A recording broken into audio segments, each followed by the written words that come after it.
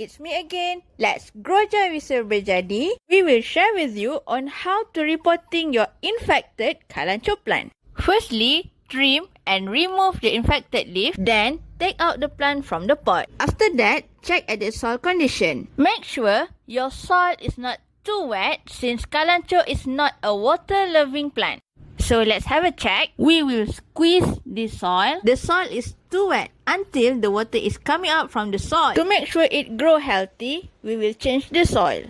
Serbajadi Premium Potting Soil is the best soil for your Kalanchoe plant. Since Kalanchoe doesn't love water, Serbajadi Premium Potting Soil is made up from well-drained element, light texture and complete with perlite to improve drainage. Using gardening scoop, take 1 scoop of Serbajadi Premium Potting Soil and slowly fill it in a potting pot until it is half full. Place the Kalanchoe plant at the middle of the pot. Make sure the plant is straight and fill more soil in the pot. Lastly, don't forget to use Serbajadi Cactus and Succulent Growth Booster.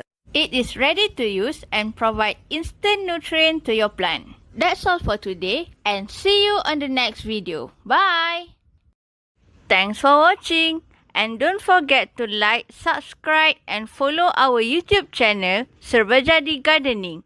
Always think gardening, think Serbajadi, grow joy.